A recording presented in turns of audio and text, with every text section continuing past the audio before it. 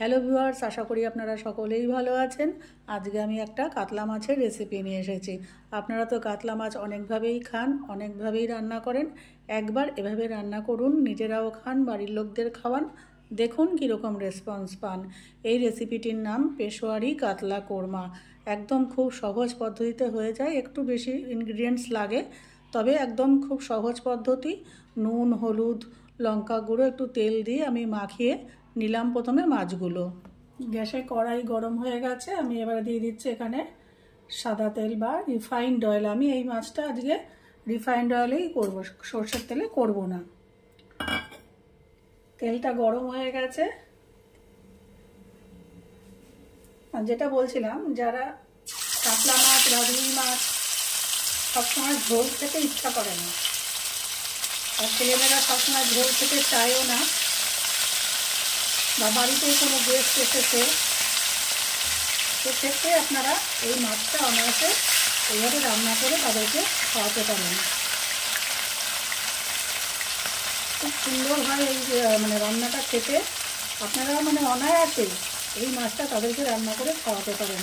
বা যারা ছেলেমেয়েরা বাড়ির বড়রা অনেক সময় কাতলা মাছ, রুই মাছ ঝোল খেতে পছন্দ করবে না, মাঝে মাঝে আপনারা এইটাকে ট্রাই করবেন, এইভাবে দেবেন, দেখবেন একদম পেটে পুটে সব ভাত খেয়ে নিচ্ছে। আপনারা ভাতের সাথেও দিতে পারেন, এটা পোলাও, ফ্রাইড রাইস সব কিছুর সঙ্গে যায়। আমি এবারে আস্তে আস্তে দুই পিস এটাকে ভালো করে ভেজে নেবো, ভেজে নিয়ে ফিরে আসছি আবার আপনাদের কাছে। যে আমি মাছটা রান্না করছি, এই মাছটা রান্না করার জন্য দুটো গুরুত্বপূর্ণ জিনিস আমাকে আগের থেকে একটু গুঁড়ো করে নিতে হবে। সেটা কি? আস্ত জিরে, আস্ত ধনে আর গোলমরিচ। গোলমরিচের ব্যবহারটা আমি একটু বেশি করব, কারণ আমি কাঁচা লঙ্কা ব্যবহার তো করবই না, শুকনো লঙ্কা গুঁড়ো ব্যবহার করব একদম অল্প। যা ঝাল হবে এই গোলমরিচেই হবে। এই দুটো আমি আগে গুঁড়ো করে রাখবো, পেস্ট না, এটা আমি গুঁড়ো করব। এবং এটা এমনি নর্মালি গুঁড়ো করব, আগের থেকে একটু কড়াইয়ে যে আমরা একটুখানি টেলে নেই, গরমে একটুখানি ভেজে নিয়ে তারপরে গুঁড়ো করি, তা না, প্লেন এটাকে এরকম নর্মাল অবস্থাতেই গুঁড়ো করে নেব। এবারে যেটা গুঁড়ো করব, নিয়েছি চিনে বাদাম আর একটু কাজু বাদাম। কাজু বাদামটা বেশি নিয়েছি, তাই এই চিনে বাদামটা আমি একদম কম নিয়েছি, প্রায় হাফ পরিমাণ নিয়েছি। এই দুটোকেও আমি শুকনো গুঁড়ো করে আগের থেকে রেখে দেবো। মাছগুলো দুই পিঠ খুব ভালো করে ভাজা হয়ে গেছে। এবার এগুলোকে আমি তুলে রাখবো, তুলে রেখে পরের প্রসেসে নেক্সট স্টেপে চলে যাবো। এবারে এই তেলের মধ্যেই আমি দিয়ে দেবো, আমি এখানে 3টে ছোট পেঁয়াজ একদম কুচি করে রেখেছি। এই যে হ্যান্ড চপারগুলো পাওয়া যায় না আজকাল, গোল গোল, সেইগুলোকে আমি একদম মিহি কুচি করে রেখেছি। এবার এটাকে একটু ভেজে নেব, পুরো কড়া ভাজবো না, একটু ট্রান্সপারেন্ট করে, একটু হালকা ইয়ে হয়ে যাবে, ভাজা হয়ে যাবে, তখন আমি পরের উপাদানটা দেবো।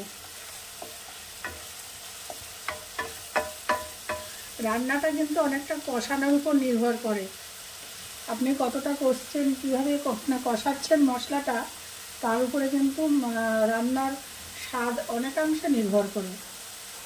এক একটা কষানোর উপর কিন্তু এক এক রকম স্বাদ হয়, কোনোটা একটু বেশি কষাতে হয়, কোনোটা একটু কম কষাতে হয়, কোনোটা একটু বেশি ভাজতে হয়, কোনোটা একটু কম ভাজতে হয়। এই ছোটো ছোটো টিপস অ্যান্ড ট্রিক্সগুলো আপনারা যদি জেনে যান, তাহলে দেখবেন রান্না ব্যাপারটা খুব সহজ।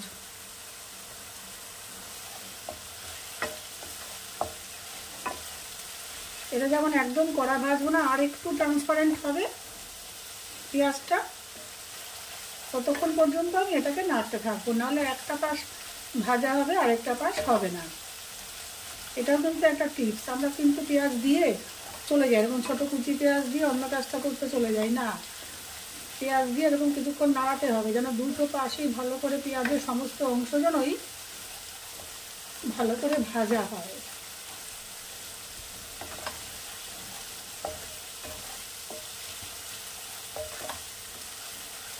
রান্নার মধ্যে এমন কিচ্ছু নেই, খালি পরিমাণ, আপনি কী পরিমাণ দিচ্ছেন, কখন দিচ্ছেন, আর কতটা সাঁতলাচ্ছেন, কতটা কষাচ্ছেন, ব্যাস এর উপরে হচ্ছে পুরো রান্নাটা দাঁড়িয়ে আছে।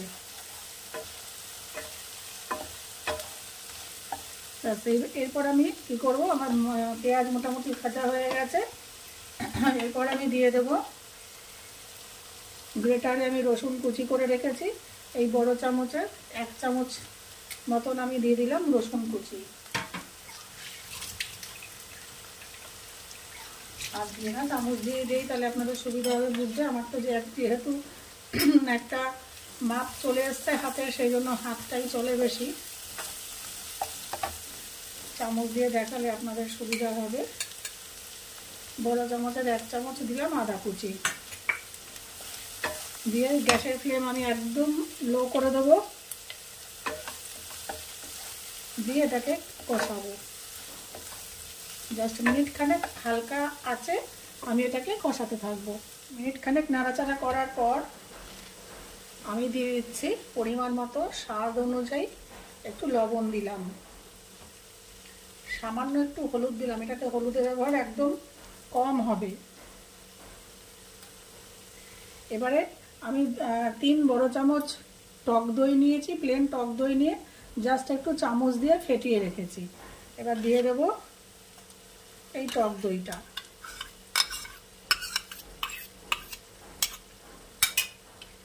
টক দই দিয়ে আমি এটাকে নাড়াতে থাকবো। এবারে আমি গ্যাসের আঁচটা মিডিয়াম করে দিলাম। এতক্ষণ লোয়ে চলছিল, এখন আমি মিডিয়াম করে দিলাম।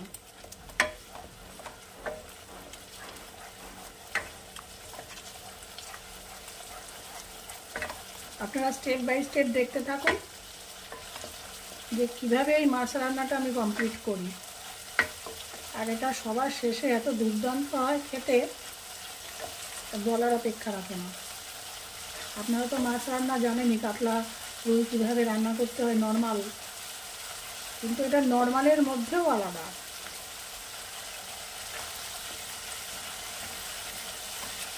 সাধারণ কাতলা মাছটাকে কীভাবে বিশেষ করে আপনারা পরিবেশন করবেন,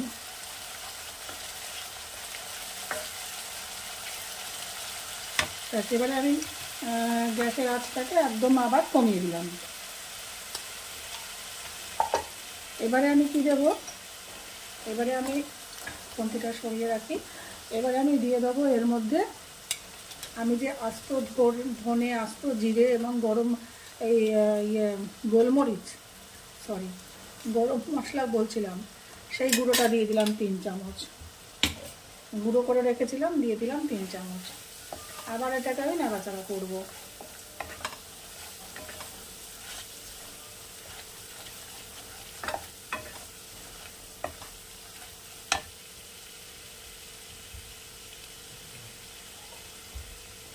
এবারে একটু জল দিতে হবে। আমি যে বাটির মধ্যে দইটা ফেটিয়েছিলাম সেই বাটির মধ্যেই 1 বাটি জল নিয়ে, আমি আর নষ্ট করলাম না, যে গায়ে লেগেছিল দইটা, দিয়ে দিলাম 1 বাটি জল। গ্যাসের ফ্লেম বাড়িয়ে দিলাম। এবারে এটাকে আমি ভালো করে কষাবো।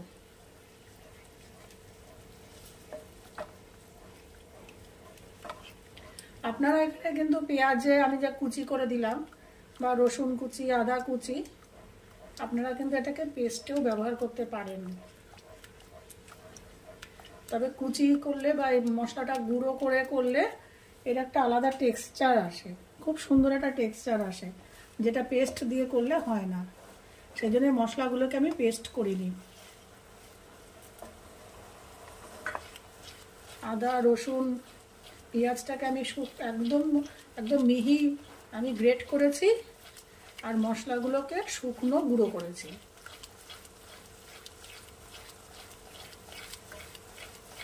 এইভাবে এটা কিছুক্ষণ নাড়াবো, নাড়িয়ে এটাকে আমি ফুটতে দেওয়ার জন্য ছেড়ে দেবো। কিছুক্ষণ নাড়ার পর এটাকে আমি ফুটতে দেবো, ফুটে উঠবে। মশলাটা পুরো ফুটে উঠেছে, দেখুন তেলও বেরিয়ে গেছে।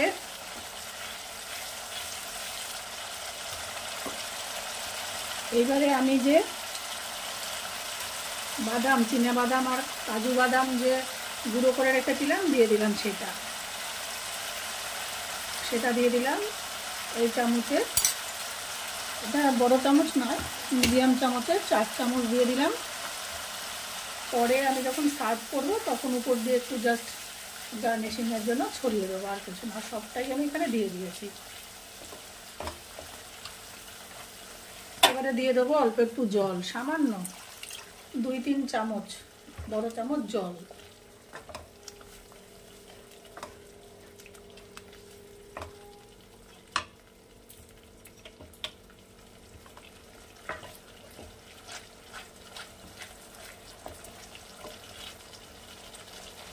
এখানে আপনারা লবণটা একটু টেস্ট করে নেবেন।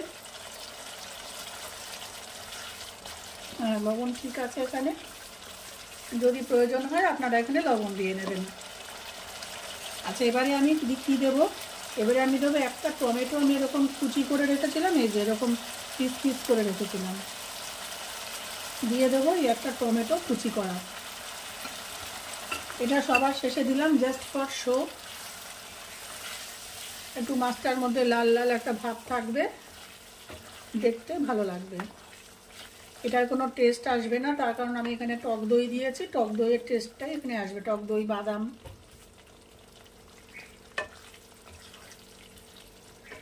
এখনো মেন দুটো উপাদান এখানে, মানে মাছ ছাড়া মেন দুটো উপাদান এখনো এখানে দেওয়া বাকি, যে দুটো উপাদানে আরও স্বাদটাকে, ফ্লেভারটাকে আরও এনহ্যান্স করবে। আচ্ছা, এবার দিয়ে দিচ্ছি ভেজে রাখা মাছগুলো।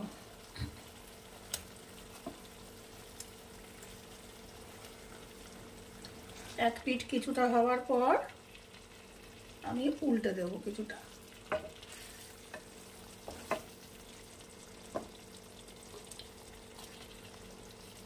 এইভাবে কিছুটা হবে, হয়ে তারপর আমি আরেক পিঠ উল্টে দেব।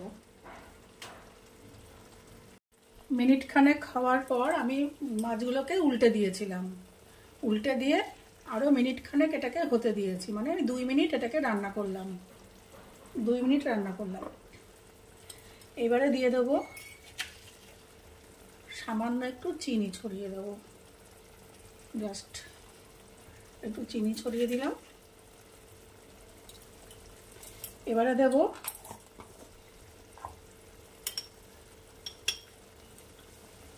হোমমেড গরম মশলা। আমার গরম মশলার ভিডিও পোস্ট করা আছে, আপনারা যদি মনে করেন গরম মশলার ভিডিওটাও দেখে নিতে পারেন, বা বাজারে কেনা গরম মশলাও ব্যবহার করতে পারেন।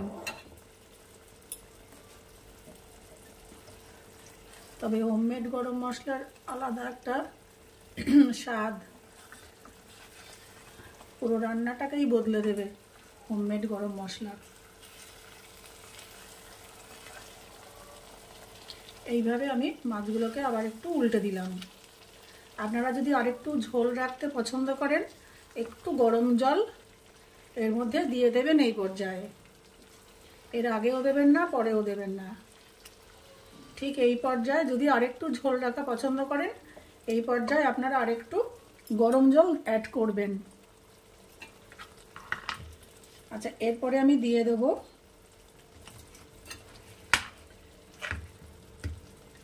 মাখন, একটু দিয়ে দেবো সাদা রেগুলার যে মাখন, সেই মাখন আমি দিয়ে দেব। মাখন দিয়ে আবার এটাকে কিছুক্ষণ, একদম হতে দরকার নেই এটা হতে দেওয়ার, মাখন দিয়ে আমি নামিয়েও নিতে পারি।